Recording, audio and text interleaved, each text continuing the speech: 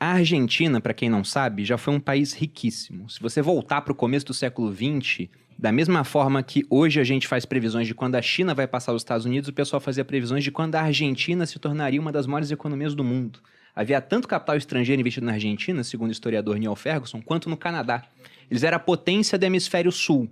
Só que as coisas começaram a dar muito errado e, aparentemente, nunca mais voltaram a dar certo, né? Continuaram dando errado, inclusive. Pois é, se a gente for pegar alguém que nasceu na década de 1980 na Argentina, ou seja, uma pessoa que está aí com seus 41 anos, essa pessoa já viu a Argentina dar 5 calotes.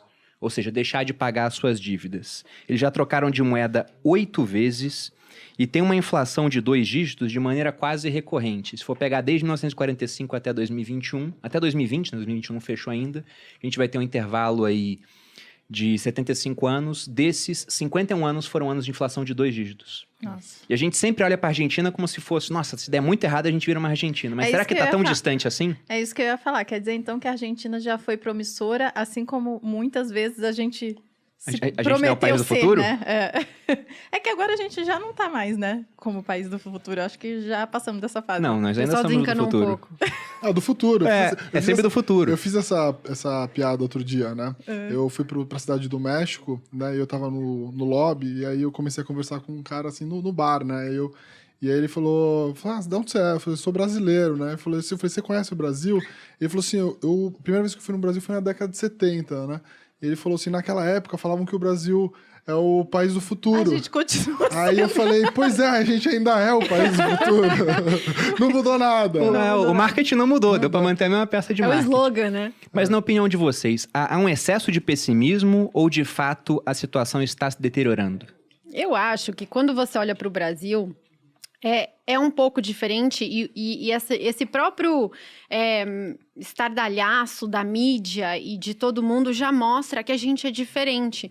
De certa forma, a gente está tão de olho no fiscal e tão de olho em cada coisa errada que acontece e em cada pequeno ajuste da inflação no teto de gastos, que isso por si só já dá uma certa ponderação do que os políticos poderiam não fazer. Se a gente nem ligasse, se eles mudassem o teto de gastos e não acontecesse nada, nem no mercado, nem nas instituições, nem na imprensa, ia mostrar de uma certa forma que a gente é leniente a esse tipo de pensamento. Agora, estando tudo isso do jeito que tá, o dólar para onde foi, o juro para onde foi, a mídia batendo em cima, eu acho que isso é muito positivo, porque mostra que tem várias instituições aí atrás funcionando e impedindo que, pelo menos, a gente prejudique ainda mais, né, do que já estamos prejudicadas. Quer dizer, em ano de eleição, é claro que tem muita pressão por você aumentar os gastos. Isso a gente já sabia, todo ano eleitoral é a mesma coisa. E, de certa forma, a reação a isso ser tão grande, eu acho muito positivo. Acho que se teve alguma coisa que o Brasil aprendeu, o Brasil continua sendo o país do futuro, né? A gente não aprendeu muita coisa. Mas acho que a inflação, acho que é um negócio que, pelo menos, ainda preocupa muito, né, as instituições. Então, a gente flertou, né, durante muito tempo com uma inflação. A gente teve uma inflação muito alta durante muito tempo, e durante as últimas crises, aí dá para dizer assim, a gente viu que há uma preocupação muito grande. Então, assim, inflação é um negócio que pega, né? E acho que lá na Argentina eles não aprenderam. Aqui sim. E eu acho que isso, de alguma forma, nos protege de uma argentinização. Mas, assim, dá para ver que principalmente o governo flertando aí com o populismo, isso eu acho que a gente ainda parece um pouco com a Argentina. Isso me preocupa, sim, né? Principalmente próximo de umas eleições, né? A Argentina, só para colocar aqui um dado interessante, a inflação deles nos últimos 12 meses ficou em 52,5%. Lembrando que lá eles tabelam preço ainda, então dá uma disfarçada num curto prazo, né? Depois fica pior ainda. E nos primeiros 9 meses de 2021, eles fecharam em 37%. Aqui no Brasil a gente está na casa dos 10%. Ainda está distante disso. Mas o nosso passado inflacionário é muito forte. Muito forte. E eu acho que ainda está muito vivo na mente das pessoas. Por exemplo, a inflação que a gente teve em 2015. Sim. Inclusive, que tentamos também congelar preços de gasolina, né? Tem Pois tantos é. lá, não, agora a Petrobras não pode aumentar o preço da Do gasolina. nada, né? Do nada, vamos controlar a inflação dessa forma. E, obviamente, que deu super errado. O próprio preço da energia, a Dilma tentou na canetada, caiu o preço da energia e quase destruiu o setor de energia Ela no fez Brasil. isso no ano anterior, que coincidentemente era ano de eleição, né? Uma Entendeu? coincidência. Aí em 2015, quando soltou, bum. A coincidência também é que ela foi ministra de Minas e Energia, né? Então, assim, teoricamente ela deveria entender um pouquinho sobre E ela é isso. economista. Mas- Pois é. Tudo errado. Aqui no Brasil, a gente teve de 1954 até 94, que foi o ano que teve o começo do Plano Real, que para mim é um milagre, tá dando certo até hoje, quando você vai estudar a história. Nós tivemos 40 anos de inflação de no mínimo 2 dígitos. É até engraçado, quando eu fiz um intercâmbio, quando eu estava na Academia Militar, fui para os Estados Unidos e fiquei lá 2 meses. E aí quem me recebeu era um americano que falava português, porque ele fez um intercâmbio aqui também. E era até engraçado que os americanos, quando abrem intercâmbio para eles, tem o mundo todo aberto. Os caras vão para Alemanha, para o Japão. Quem vem para o Brasil é o cara que está mal classificado na turma dele. E quando vem para o Brasil, o cara pode escolher um monte de locais. Ele pode ir para o UERJ, o FRJ, para o Instituto Militar de Engenharia. Os últimos vão para a Academia Militar, que é muito ralado, eles não querem ir, né? E esse cara, ele falou, não, fui pro Brasil, não sei o quê, fiquei um tempo depois na casa de uma família e algo me chamou a atenção, eles faziam compras de mês. No começo do mês, eles sempre separavam um dia para comprar tudo para 30 dias.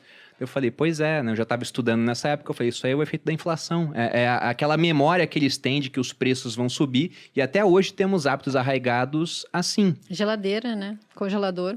Exatamente. O brasileiro faz isso. Mas citando alguns termos que estão aparecendo muito na mídia para que as pessoas possam entender. Por exemplo, a gente discute muito o estouro do teto de gastos. O que seria esse teto de gastos para o público leigo poder entender? Bom, o teto de gastos é um limite constitucional de crescimento dos gastos obrigatórios. Então, o governo tinha decidido antes que os gastos obrigatórios só podiam crescer de acordo com a inflação. Então, você põe um teto, né? Vários países do mundo, vários países sérios do mundo fazem isso, né? O próprio Estados Unidos tem o debt ceiling, que eles também ficam estendendo, enfim, a cada 2 anos. Mas isso, assim, constitucionalmente é uma coisa muito legal, porque no Brasil a gente sempre, desde 1999, cresceu os gastos em relação ao ano anterior, né? Desde o Plano Real. Então, assim, isso era uma coisa muito brasileira mesmo. E em época de eleição, então, nem se fala. Então, foi uma forma institucional de você tentar viabilizar uma âncora fiscal. Ó, a partir daqui não pode mexer. O que aconteceu? Todo mundo, assim, todos os políticos, todos os economistas que você conversava, falavam, isso não vai dar certo no Brasil. Isso não vai E dar é muito certo. recente também, né, que a gente criou isso. Super recente, em Qual? 2016. 16. Foi Foi o com o Temer. Temer. Foi a primeira reforma que o Temer fez, Que foi muito boa, inclusive, né? que permitiu que o juro saísse de 16%, que era o juro longo no Brasil em 2016, chegou a bater acho que 16,5%, quase 17%. Tinha prefixado pagando 18 na época. Tinha crédito privado pagando 20%. Gente. Olha que loucura. Eu tinha LCI dessa época pagando 17% sem imposto de renda. Não é? Mas deixa eu explicar para as pessoas, para o leigo, eu acho que o teto de gasto é tipo, você ganha um tanto, aí você pensa, eu não posso gastar mais do que eu ganho, Exatamente. né? Então, na sua casa, se você não faz isso, você deveria fazer, porque você é um inconsequente, deve estar fazendo dívida se você não faz isso. Era o que o E é Brasil a fazia. mesma coisa que o país, no caso, tá fazendo, né? Ele tá sempre Perfeito. gastando um pouquinho a mais. Então, a lei veio para dizer, olha, vamos gastar só o que a gente pode mesmo, né? Até porque, para a gente não precisar aumentar a carga tributária. Outra coisa que também acontece desde 1999 é o aumento da carga tributária. É muito legal falar consequência, porque às vezes o leigo não consegue entender que isso causa consequências pra gente no final da linha, né? Sim. Não, é sempre a gente que paga a conta. É sempre a gente. Alguém O vai dinheiro pagar. não é do governo, o dinheiro é de todos nós. Exatamente, porque assim, você tem uma linha que são as receitas desse governo, né? A arrecadação. Se o governo gasta mais do que ele arrecada, né? Isso aconteceu várias vezes, né? Uma hora essa conta vai chegar através do quê? Impostos pra gente pagar. Então, assim, somos nós, né, aumentando o quanto que a gente ganha, devolvendo para o governo, para ele poder gastar mais com ele. Tapar o pros buraco, políticos. Então, assim, é um buraco sem fim. A ideia do teto do gasto é impor limite, e aí a Marília pode contar com mais detalhes quais são as contas que você pode pôr limite, né? Então... Não, e foi muito interessante porque quando criou-se o teto de gastos, vocês vão lembrar que o Brasil, assim, estava todo mundo tão desolado e o estrago em termos econômicos e inflação e em perda de credibilidade foi tão grande e em termos de crescimento também. O mundo crescia quando a gente teve recessão. Então, o que o Temer tentou é dar um choque de credibilidade. Então, se eu não controlar o teto de gastos, eu vou ter que começar a tributar, não só aumentar o tributo em cima da pessoa física, como aumentar o tributo também na pessoa jurídica, né? E aí os investidores não vêm. Então, eu tenho falta de crescimento aqui, eu preciso dar um choque de confiança. Então, o teto de gastos foi o primeiro que ele fez. E foi muito importante na época, senão o juro não teria caído, e senão ele não teria conseguido fazer todas as outras coisas que ele conseguiu. Então, era muito importante que essa âncora fiscal, esse choque de credibilidade, se mantesse pelo menos por uma eleição. Por uma reeleição, né, na verdade.